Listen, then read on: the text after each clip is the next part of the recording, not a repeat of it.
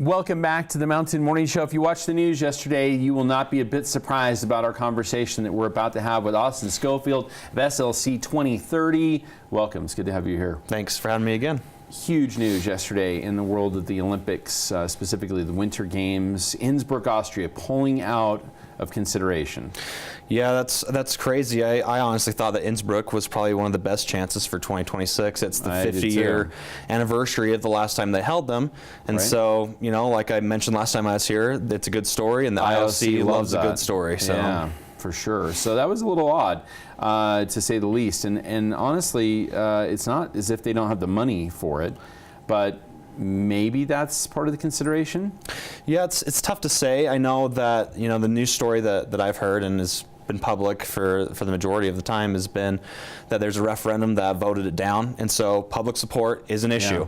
And that's exactly the issue that I'm trying to work for Salt Lake to avoid in the future, is the public support piece. Do you think we have the public support here?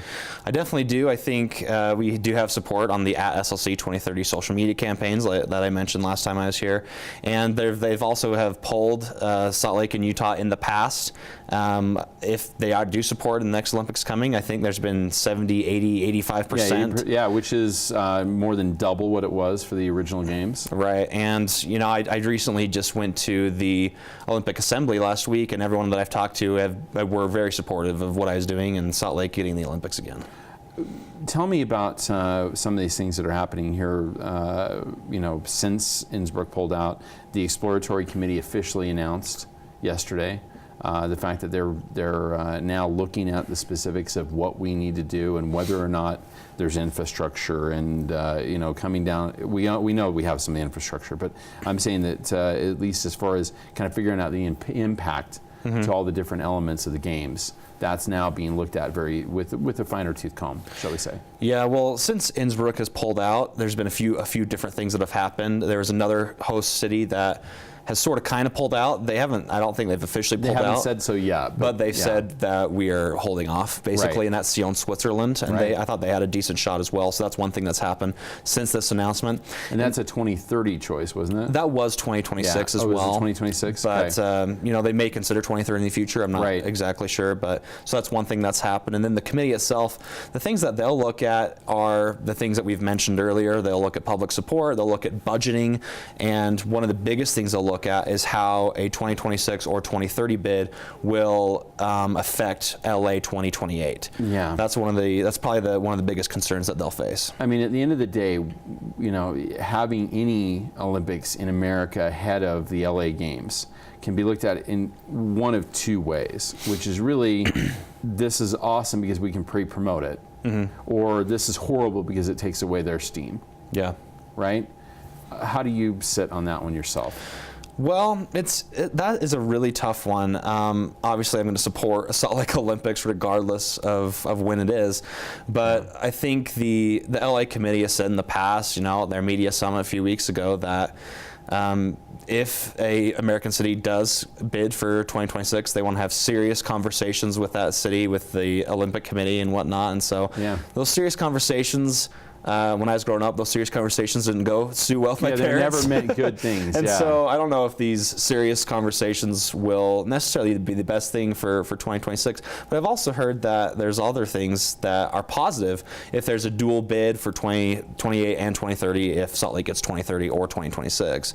It could possibly be cheaper from a budget perspective, I've heard, when it comes to the dual sponsorships and things like that, domestic sponsorships. And so there are some advantages, but stealing thunder away from LA, I think that's a pretty big issue that they need to address. You know, I got to be honest, I think that people are getting completely wound about that the wrong way.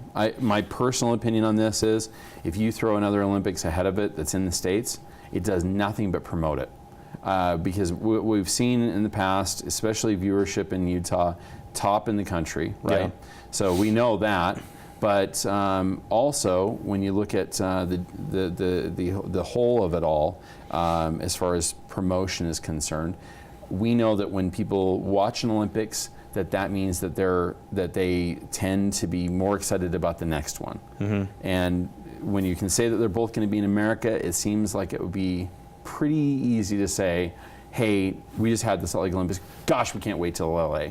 Yeah. Seems like that's a foregone conclusion in my mind, but Yeah, I think there's some evidence to back that up.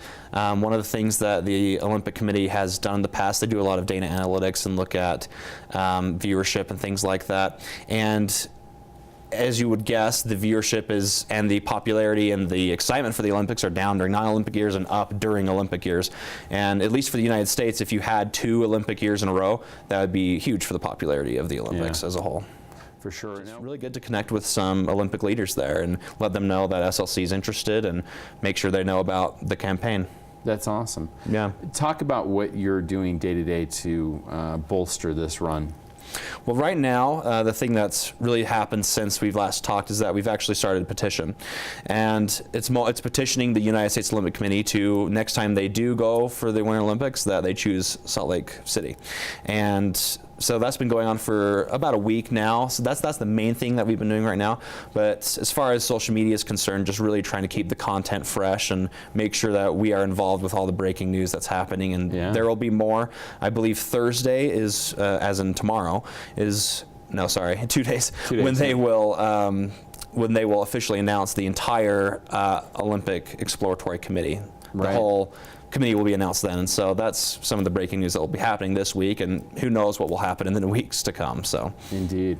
Well, certainly something of much interest here in Park City, as we were the venue for so much of the Olympics, and of course if we have another run, the obvious one is Olympic Park will be a big part of that. No idea whether the other venues here in Park City will host, but one would suspect that they will certainly want to.